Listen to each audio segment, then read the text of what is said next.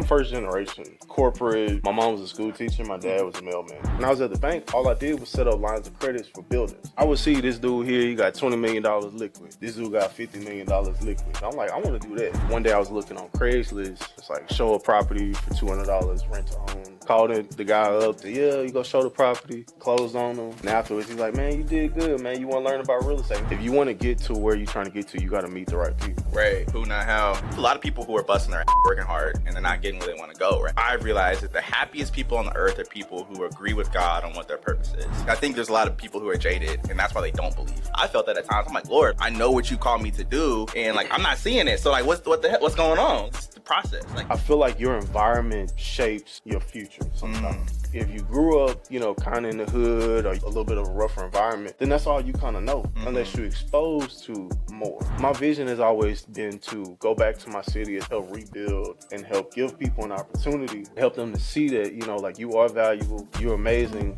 and you're not your circumstance and situation. I had every single excuse to not do stuff. I had a brand new newborn. I was driving 5 hours to go look at my first investment property that I maxed out with credit cards because I wanted it that bad. And a lot of this stuff has been grinding, but a lot of it too has been waiting on God and having faith and trusting Him that He was going to lead you in the path that you need to be on. Today on the Blueprint Podcast, we are discussing the villages of West Point in Dayton, Texas, a suburb of Northeast Houston. We'll be interviewing one of the builders of that project, Gregory with Hart Homes, and you're going to learn why you should consider moving to Dayton and hear about his journey of becoming a builder and developer. So without further ado, let's get started. Okay, so why don't you go ahead and introduce yourself? Because we sat down and we went straight into it. So I know it's going to be a good conversation. I was excited. I'm it's going to be good. So why don't you guys just tell us who you are, what you do, and then we'll just keep going, man. Yeah, sure. Which camera should I look at? You can look at that one. So I'm Greg Monette. I'm the VP of Land and Partner at Hart Homes and Hart Development Company. Basically, our land development and fee development company.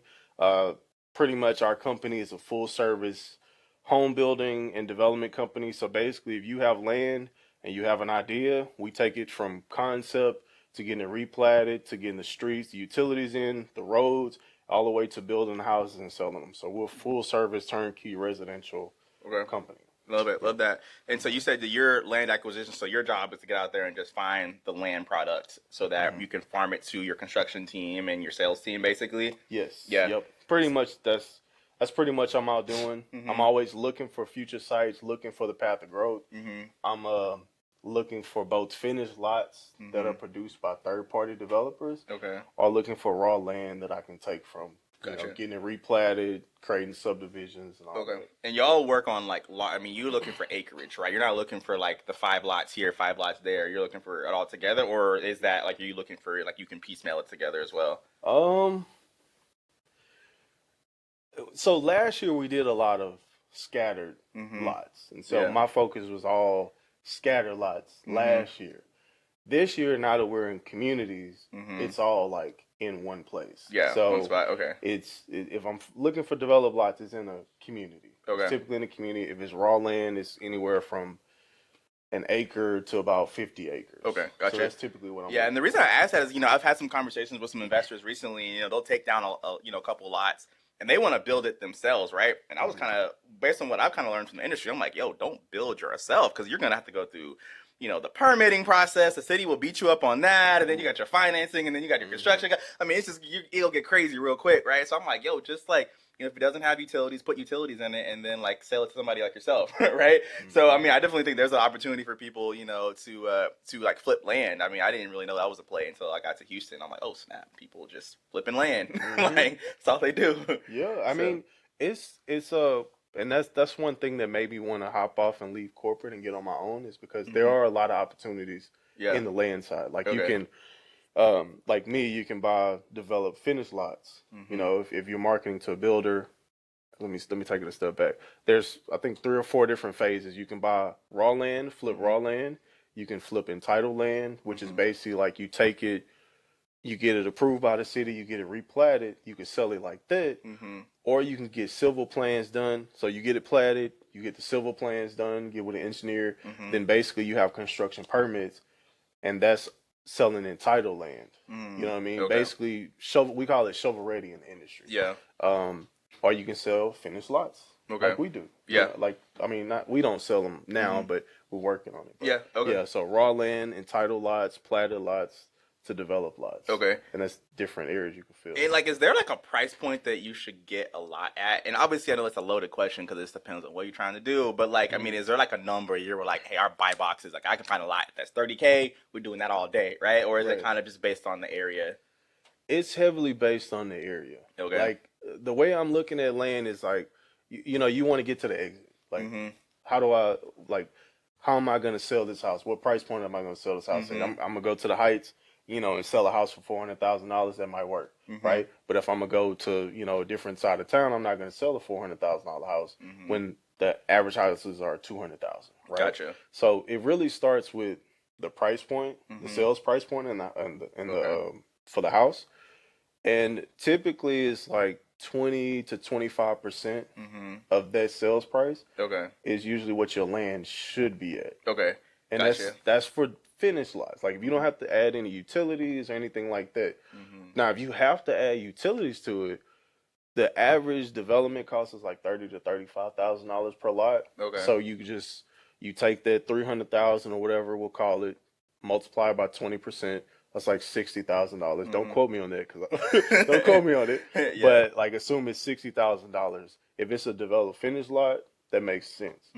But if it's just raw land that you got to get entitled and all that, and you got to develop, then that means you got to buy it for $30,000. Okay. You know what I mean? Gotcha. But it's the typical is like you got to get it at that 20% price point. And now 20%, that's like the minimum, right? Obviously, I want to get it at 25 so I can make better margin. Right. So just keep that in mind, wholesalers. Okay, gotcha. I'm sure your DMs are full of wholesalers. Yeah.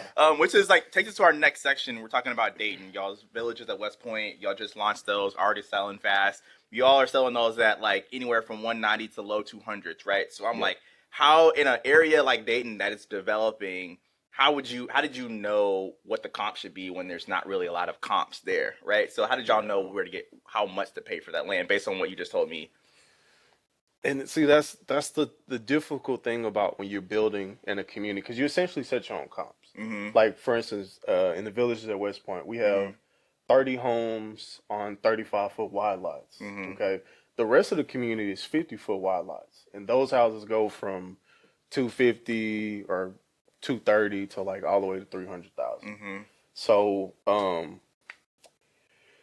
it's kind of like you're just kind of throwing a dart at the target and hoping you hit something. Okay. Right? Yeah. So you take the information about the existing homes in the community and then you just try to figure out a way to make it make sense, right? Okay, so you really kind of, you go into it knowing, hey, here's what I want to make, here's what my margins need to be, and you really get to set it from that point if you're the first group in, right? And y'all in Dayton, like, I don't really know a lot about Dayton, so like, actually, where is it? Like, tell us, like, where is this place? Like, why are y'all even building there? Like, what's going on there? Yeah, so, and it's funny because a lot of people even in the industry, like, inside the loop, they don't know what Dayton is. It's like, for me as a land guy, you know, we looking at all parts of Houston. Like, we looking all the way down to Angleton, to Huntsville, like, you know. Y'all probably out in Sealy on the west side now, that's right? what I'm saying. Like, I'm looking for stuff in Sealy, you know, in Waller, Prairie View.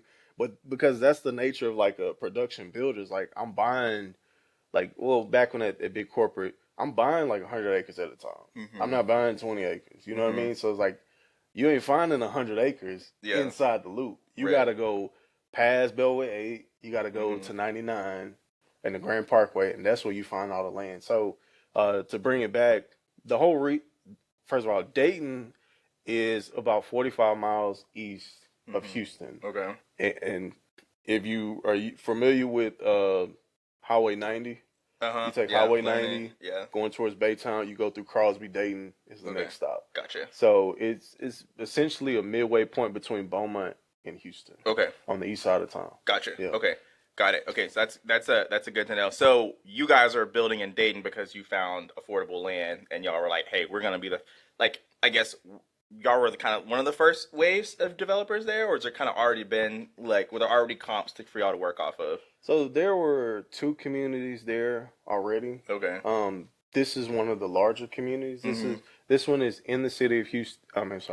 This is in the city of Dayton. It's 500 lots, and so we have a small piece of it. Okay. We were fortunate that another builder, they backed out of the community. So they did have existing comps, but that section was a different Okay. kind of product. So Gotcha.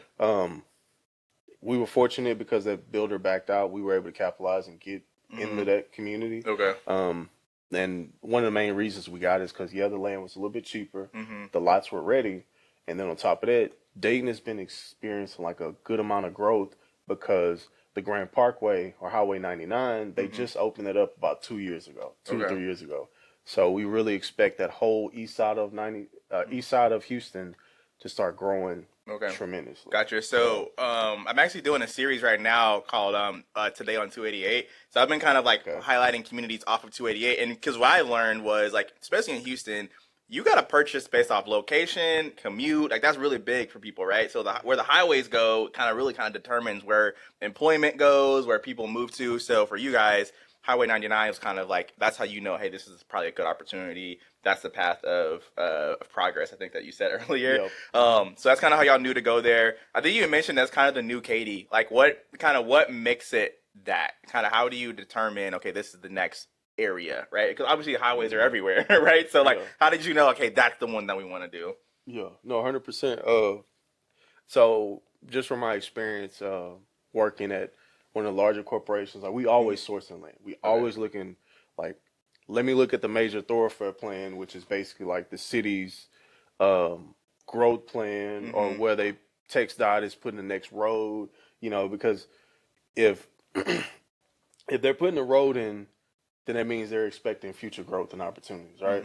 So if I see that the Grand Parkway 99 is coming, then I know for a fact all the top 20 builders that are also developers, they're looking to buy those lots. Okay. They're looking to buy that land. Like I know several developers that are already under contract or in the approval process for getting like 500 acres here, 1,000 acres there, all along that Grand Parkway that just opened up. There's actually a couple, like the Grand Parkway goes from 69, like the New Caney area, all the way to I-10. So I know in that New Caney area, they already have a community called The Trails, which is, I think it's a 300-acre community with a lot of big production builders across the highway. In that same area, they have St. Tropez, which is a Crystal Lagoon community. Lennar has I want to say 500-acre community just east of that. So you just look at that little pocket of 69 where it just opened up. That's easily 5,000 houses, right? Yeah. And then you go all the way down to Dayton, like 99, 1960 and stuff. Yeah. There's some developers that they already have 1,000 acres locked up or 500 acres, some big builders. Yeah. So the reason I think that it's going to be like the new Katy is if you go out to 99 and I-10 and you look at Katy 10 years ago and you look at Katy now, all you see is development. All you see is communities everywhere, right? You look at Pearland along 288. Yeah. You see Shadow Creek Ranch. You see all of those big communities and stuff, all that development.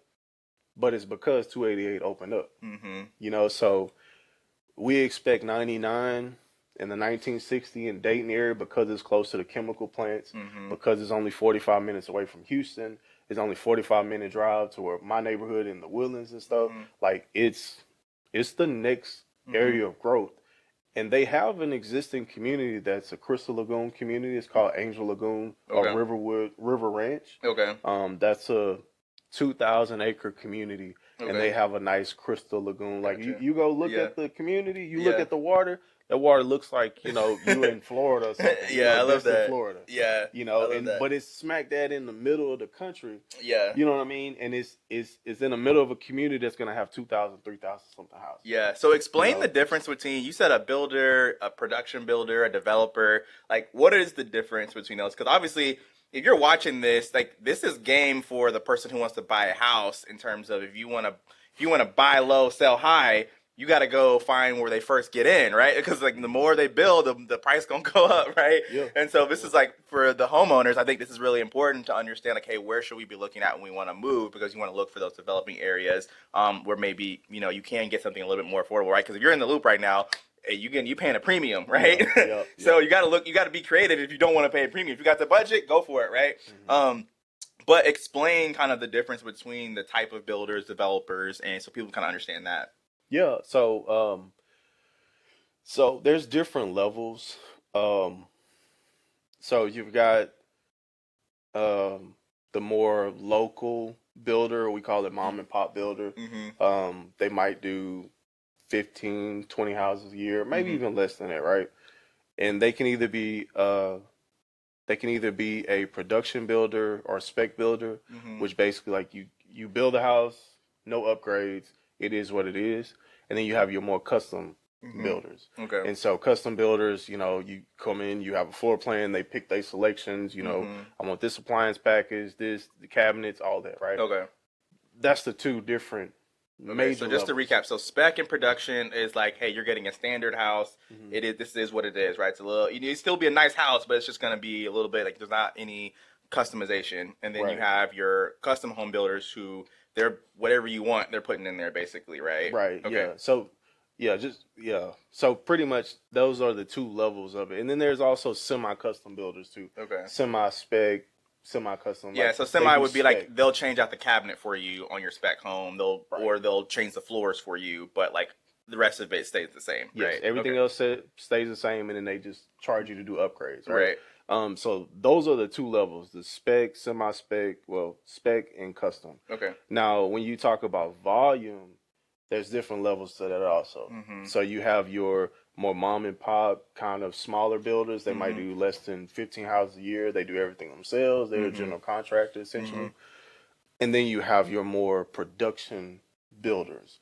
Now, when I say production builders, that can be your Lennar's, your D.R. Hortons, like the big builders that they like, hey, look, I got 100 home community. I'm going to knock out 50 homes in 1 year. I've actually seen like 120 homes built in 9 months. Wow. It's typically where the big boys stay. And it's kind of more of I see it as more commercial because it's just like it's like it's a system. They it's got a big different machine. system. Yeah, like they just okay, we got these 5 plans. This house can go here. This plan, this plan, this plan, and then he's like, okay, push the button, we order it, and then boom, 3 months later, the houses are done, and then we got people moved in as soon as they close. Like it's just to your point. You go from the smaller builder to the larger builder. The biggest difference is the systems and processes. The more systems and processes you have in place, the bigger you can scale. Yeah. So, and that's essentially the difference between small builder versus a large corporation. Okay. And then I also want to throw this out here too, because we say developer. From my experience, builder and developer is a little different. Right. Builders are more just the vertical side of it. The developer is more of the horizontal side of it, meaning the utilities they might put in the water pipes, the sewer pipes, the streets, and all that. Basically, everything before you go vertical. Okay. Everything underground. So and the developers will set up like your HOAs, your mud district. They also like collaborate with the school districts too. Yeah, they do. Okay. They so do. do they pay a school district to bring a school to their community, or how does that work? So when you get into those bigger development pieces, you typically have a lot of negotiations with the city. So sometimes you might donate a piece of land for a fire station, for a school, or some other a park or something. But you're usually doing that in exchange for something. That's usually like maybe a lower tax rate. Tax rate. Okay. But they'll give you like a grant. I know some cities will give you grants if you put in like sidewalks, right? They'll give you a grant or some of those things on that. Or some reimbursements on utilities and stuff. Okay. So it's a lot of give and take. So when you see those brand new schools and stuff, it's like that land was probably donated. Okay. But they might have like made the detention pond less, or they might have like been able to get a smaller lot size, or it's just a different negotiating tactic. Gotcha. Do you think, like, in terms of the path of progress, because obviously we talked about highways are a big deal, right? In terms of like, hey, where they build highways, that's telling you where they think population growth is going to go. City planners and really people who are out of our price, who get paid more than we do, like plan that stuff, right? So do you think it's like they plan it and you guys as builders follow, or do you think it's more of like you guys push the limits, and then they have to build infrastructure based on where y'all are going, right? Because they obviously need to take care of your constituency, right? So if y'all going to build 200 houses, they need to know, hey, we need to have the roads to be able to get people there. We need to have schools, you know what I mean? So like, is that a balance, or do you think like one precedes the other? That's an interesting question. Um, I think the city definitely they put the plans in place first, Right. but they don't put the plans in place until they have rooftops. Mm-hmm. So even my commercial people, they understand the slogan is follow the rooftops. Mm-hmm. So Yeah. if I'm in the middle of Sealy or Brookshire or something, there's nothing out there. I'm not just gonna put a road.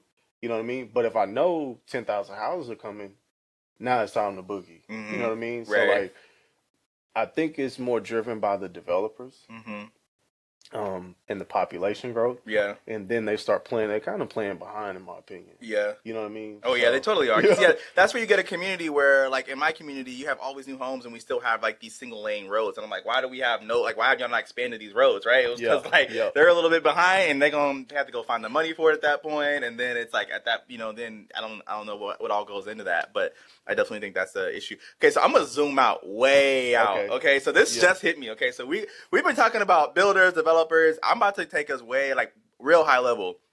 Do you think that, like, when you think about the American economy, do you think that like the market is the most important driver for progress? And the reason I ask that is because that's a microcosm of what we just talked about, right? Like, does the developer push the path of progress, or does the city, right? City would be your government, right? So in terms of like where we're going as a country, do you look at whether it's real estate or oil and gas or whatever industry, do you look at it and say, hey, I think like the market and companies should push our country where it needs to go? Or do you think like, hey, we really need to have like the government, and then the markets will like give the government what the people need? Does that make sense?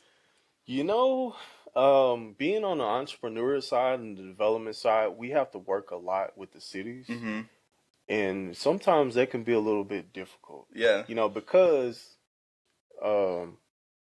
city workers, they're working for the city and they get a paycheck. They're not putting their money on the line. They're not, investing capital in projects and stuff. And so a lot of times, sometimes developers, they get kickback from the city, and it might be something like, hey, look, this little 100-acre piece of land that you don't want me to build on, it can generate $10 million in tax revenue per year to help you improve your infrastructure, improve your schools, and all that other stuff. But you get a lot of kickback from the government or, city employees, because they don't understand the value that we bring. Right. They thinking we just, the rich developers trying to, make a killing. But it's like, if you buy a 100-acre piece and you put a mud district on it, it takes 2 years before the lots are ready. And then most of the time, if you put a mud district on it, you get some kind of reimbursements or something. You're not getting paid out until some of those houses are getting built.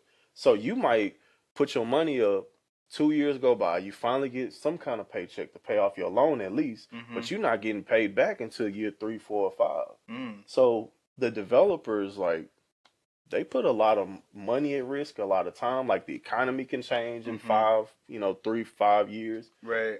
But the city don't really see that. Right. They just see you greedy developer. You trying to, trying to mess up my city and flood it. And I'm like, no. Which I get. I definitely see y'all getting that when y'all are moving out to the suburbs or kind of these more rural communities, because those are smaller communities, right? Obviously, you're in Harris County, Montgomery County.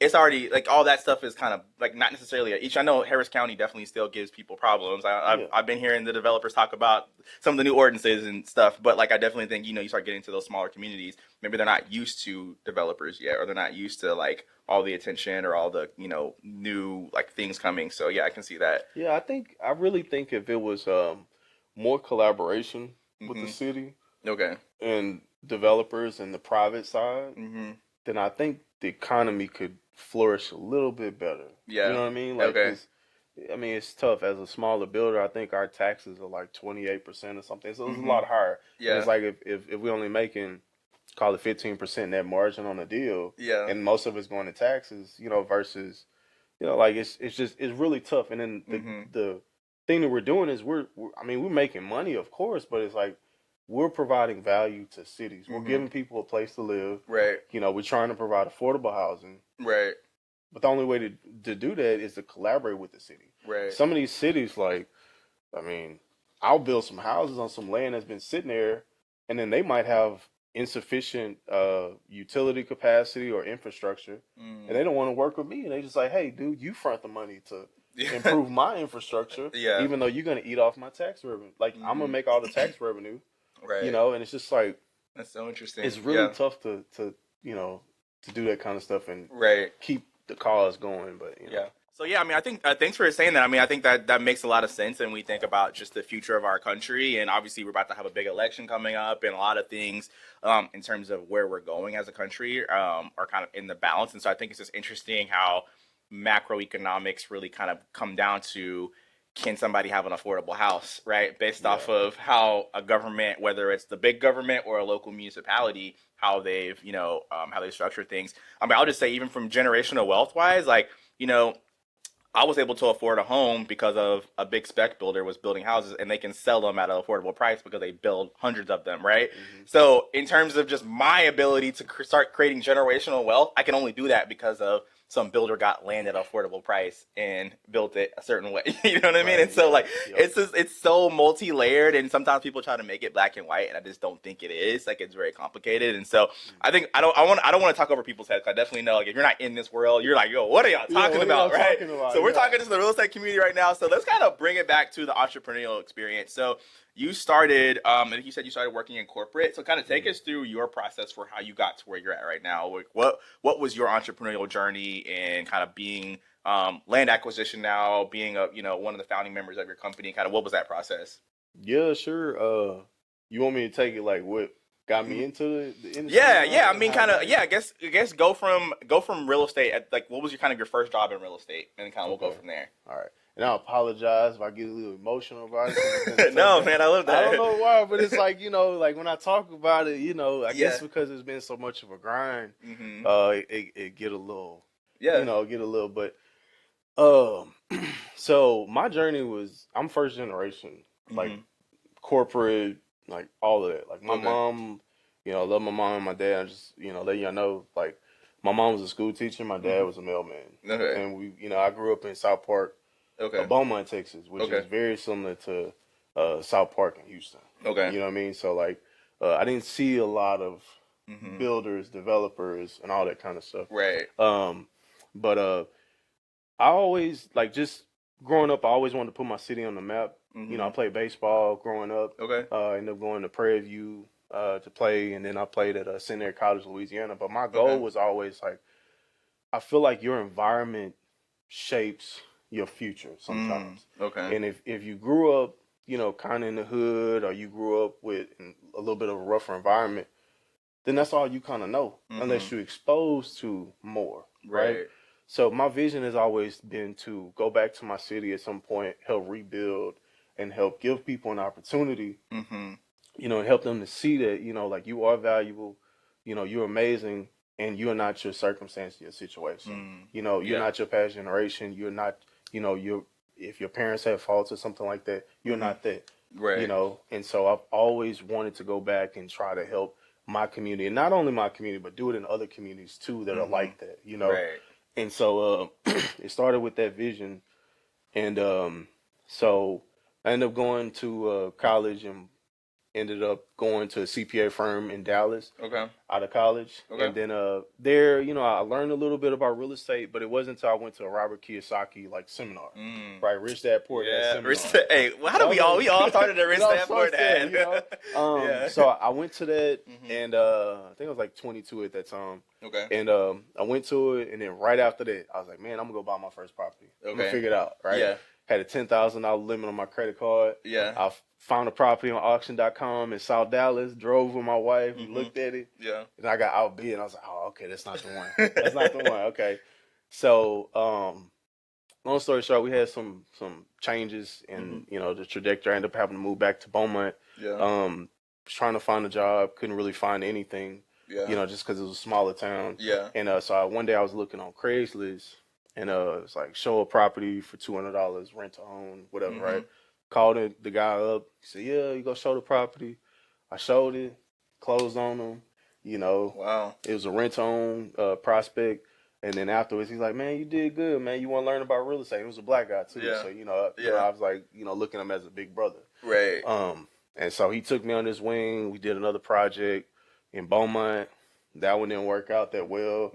And then I ended up getting a job in Dallas. Okay. And me and my wife, we went over there, and mind you, I said I couldn't get a job, right? Right. So I ended up working at Planet Fitness. So you go from working at a CPA firm. I'm telling everybody this because I'm trying to share my testimony. Yeah. I went from like making about $50,000 at a CPA firm to not being able to find a job and having to make $10 an hour scrubbing toilets and wiping down treadmills at Planet Fitness. You know what I mean? Like doing overnight shifts, barely being able to afford to pay, your car notes and all this other stuff while you recently married. Dang. And so I did that, and then I lucked up, and I got a job in Dallas. And a month later, I found out my wife was pregnant. Dang. And I'm 23. Dang. I'm 23 at the My time. God. I'm like, God, I finally had a break, man. What's going on?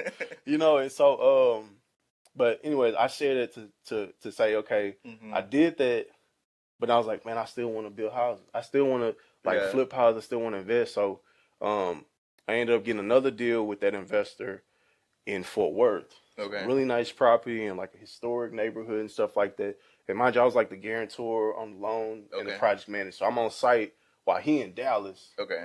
I mean, he in Houston, I'm in Dallas. Okay. So we just phone calls. I don't know what I'm doing. I'm just like going off what he tell me, right? Okay. And so that project, it was okay in the beginning. It was exciting. Okay. Then all of a sudden the communication stopped between me and my partner.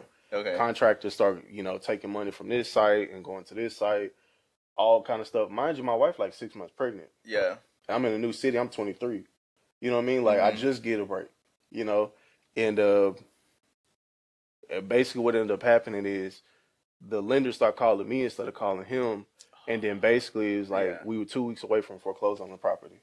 Dang. And so I found out a way, like I found a buyer to buy it before, the 2 weeks was up. Yeah. I ended up having to pay him like $2,000 to show up the interest payments. Because basically, my mentor, he stopped making payments. Gotcha. And I'm left on the hook. And he kind of knew what he was doing because he put your name on there. Yeah, he knew what he was doing, you know. And so, but that happened. I found a way to short it up.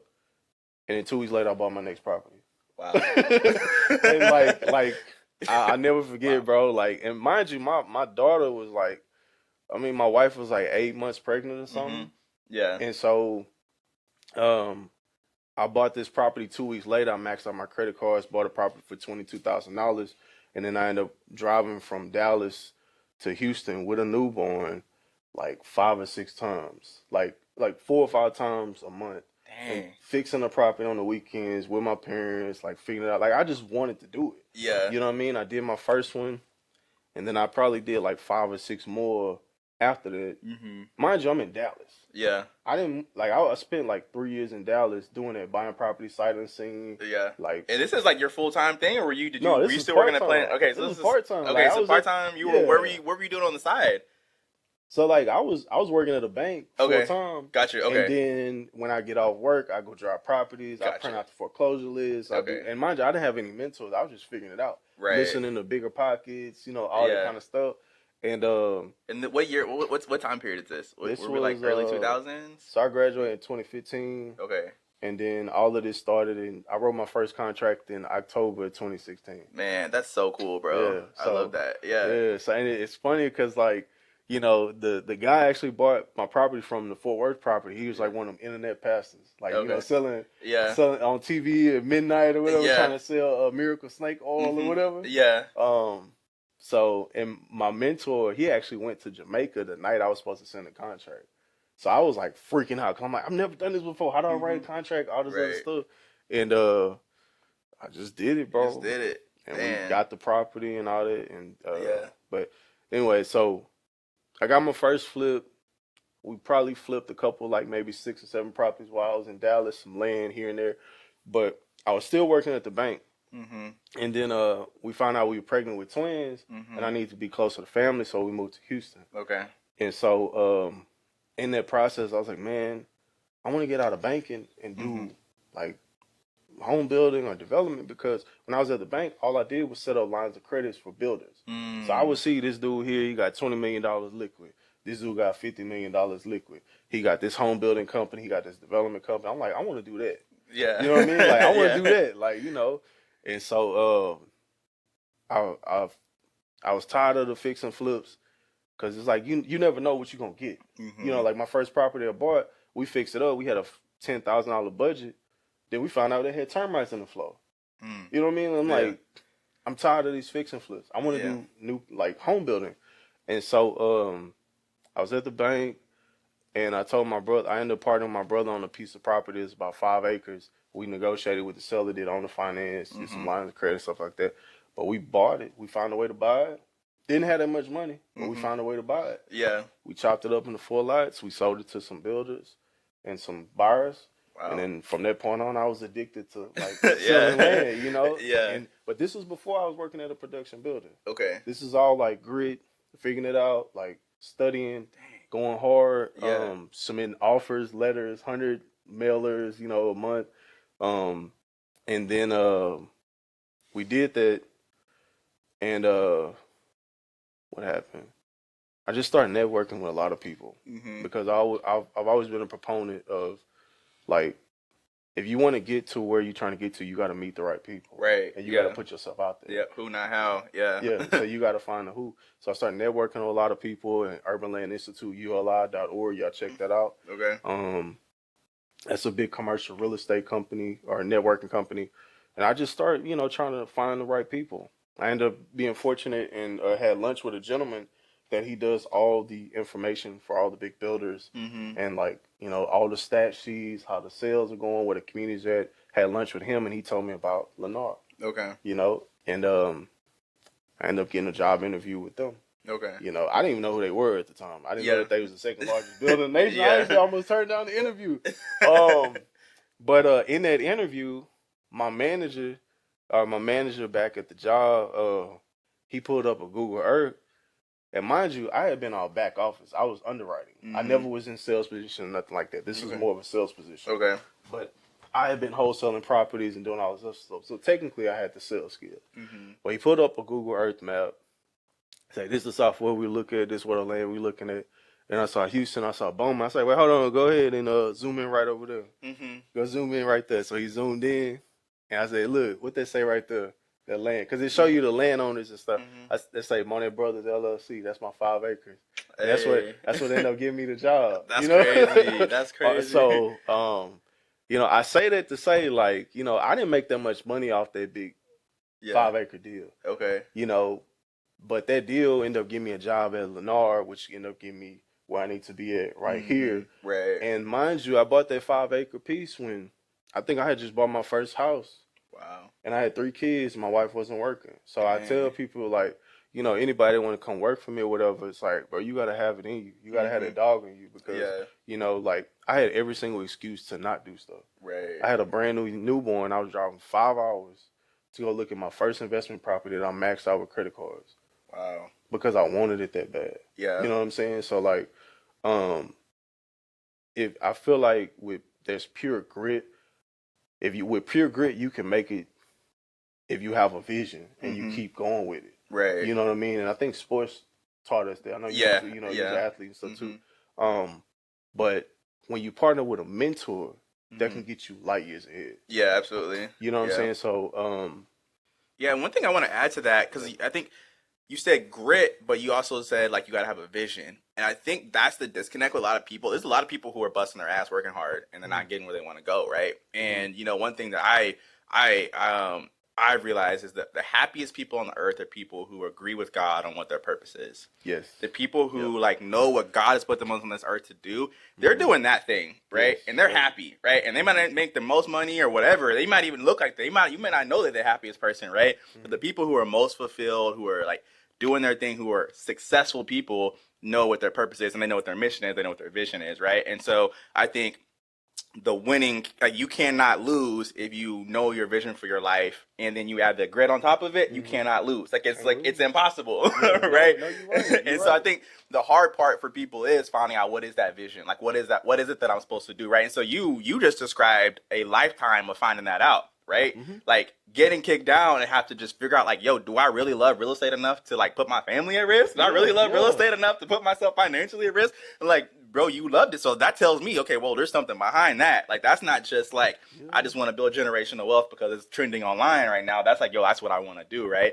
So then I would dig deeper and go like, hey, what does the God put in you, right? And I'm sure we had time on this podcast, we could get into that, right? Because I'm sure there is something spiritual. It's probably like what you said earlier from a kid, you know, you seeing where you had to come out of and being able to want to give back. You knew that you got to get to a certain area so that you can actually give back in a significant way, right? You know, I don't know. This may sound judgmental, but like I see a lot of NFL players that like buy turkeys on Thanksgiving and like, oh yeah, we're giving back. And I'm like, bro, like, you know what I mean? Like, bro, go invest and like put some like real skin in the game, right? And that's what I hear you saying. Like, bro, you put some real skin in the game, right? So when you go back to Beaumont, it's a completely different. Like, I'm giving back, but like, bro, like I didn't take anything. You know what I mean? Like 100%. I took what I had and then I added on top of it and now I'm gonna give back surplus. You know what I mean? So I don't know. That's just kind of my first impression, kind of hearing kind of your story, and I'm just super inspired by it. I worked at Planet Fitness too, and so like, I feel like we got a lot of things in common that we got to talk about offline. But yeah, man, thank you for sharing that. Yeah, I want to kind of reiterate that a little bit about like how you talk about the passion and purpose. When I was at a bank, I had a mentor. And he was one of the directors at the bank. I mean, he lived comfortably. Like he, you know, he's making a good amount of money. He's like the top of the bank or whatever. But he told me one day, he's like, man, look, when you follow your passion, the money will come. And then like within a month or so, he left the bank to go do something he was really passionate about. And now he's probably making way more money than he made at the bank. Yeah. And so he told me that, and you know, we read a book called Halftime, which basically talks about like, you never know when your halftime is, basically like when you're going to pass away.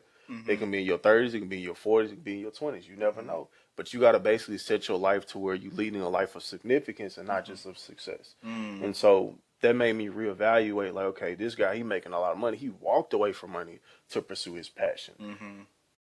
I need to do that too. And that's what made me jump from banking, because I had a pretty good runway. I had, you know, everything lined up for me. But I said, this is not my passion. My passion is, you know, building affordable housing, going back to my city, putting my people on, because, you know, it's not cool to see like you first generation, but then you see a lot of your cohorts, you know, from different races and ethnicities, you know, and they've been knowing about this stuff. You know, like honestly, like the reason that I learned about getting into the production building space, I said the acreage is what got me in, but actually I was in a master's in land and property development at Texas A&M. Okay. That ended up happening, getting me, you know, a leg up to get into the thing. But guess how I found out about it? I found out about it because we had a ULR mentorship group, you know, just had a happy hour. And one of the guys, his car got towed. And it was 6 guys in my group. Okay. And I wasn't even that tight with them like that. All 5 of the guys, they left. I'm the one he called. And in the car ride, I said, hey, man, what you do? Yeah, woo-de-woo. You know, and he told me about development, and he told me about the program.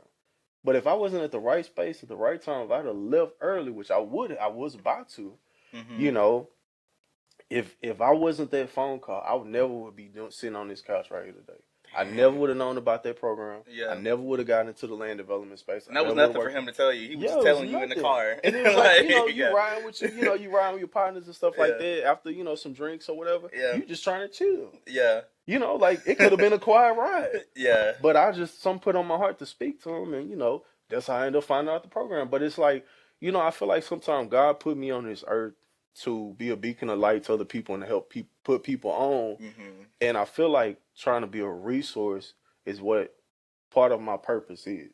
Because, like I said, I figured all this stuff out by the grace of God. You know what I mean? That's by the grace of God that happened. Right. You know what I mean? That's no other person, no other way that could have happened. Right. You know what I'm saying? So, you know. That's good. But, I feel like. Bro, I feel like something we need to add to the passion and purpose. I think it should be passion and process, right? Because the process will take you to the purpose, or vice versa, right? Whichever one you don't have, if you got the process, it'll take you there. And we start off the episode talking about how, you know, you're able to build at scale is you got to have your processes in order, right? So when you scale that back down to, you know, taking your story or my story or whoever's watching story, it's like, what are the processes that you were following, right? And how dialed in are those processes? Because sometimes we got processes that are bad, right? Yeah. So like, do you have the accountability? Do you have the mentors who are gonna look at your processes and be like, hey man, like, as a matter of fact, transparent moment, my mentor, my broker, she said, hey, you're doing so much marketing, you need to get more sales, right? I was like, dang, I gotta get on the phone more, you know? I want to make these social media videos, do the podcast, and hey, that stuff is working and bringing in business, but also, hey, at the same time, you gotta grind, right? And you gotta have processes. So like, that's the thing that I would say is like, if you're hearing this, 'cause I think there's a lot of people who are jaded, and that's why they don't believe that this is possible, right? Because like, yo, I did work hard, it didn't work out, right? Or hey, man, like I have been grinding, and you know, stuff still ain't working out, right? You know, that's just a reality for a lot of people, right? And I felt that at times. I'm like, Lord, like I know what you called me to do, and like I'm not seeing it. So like, what the heck? What's going on? Like, you know what I mean? And so like, it's like, well, it's the process. Like, you know what I mean? Stick to the process, and then the passion will drive you through the process, and then you'll land at your purpose. You'll land at whatever that next thing is. And so I just want to like bring that down to somebody who might be skeptical watching this and be like, hey, that's well, Greg did it, but I couldn't do it. You know what I mean? Because I just think there's a lot of people like that. And look, and you know, one of the reasons why I hopped on this podcast, mind you, this is my first podcast, so I appreciate you having me. Hey, let's go. I share a lot of that to say, like, look, dude, I came from South Park, Beaumont, Texas. If you don't know about anything about Beaumont, look it up. It's like one of the top, like, roughest areas in Texas or in the nation. All right, like, I didn't come from a rich family. I didn't come from like I said, I'm first generation, and a lot of this stuff has been grinding, but a lot of it too has been just waiting on God and having faith and trusting Him that He was going to lead you in the path that you need to be on, and not trusting in your own processes, trusting your own way, but trusting in His way. If He tell you to get up and go talk to that stranger, go feed this person, or go hug this person, or go talk to him, and stuff like that, you got to do it because you never know what He trying to test you to do. You know, people think about, you know, I don't mean to take it to church and stuff, but like a lot of my what I've been able to do is because I've leaned on God so much. You know, like, you know, you got to pray about it. You got to go work for it. Faith without works is dead. If you ain't, you know, showing your faith through your works, then you ain't really living a Christian life like that. You know what I'm saying? So like, and I say that to say, like, as an entrepreneur, you have to have so much faith.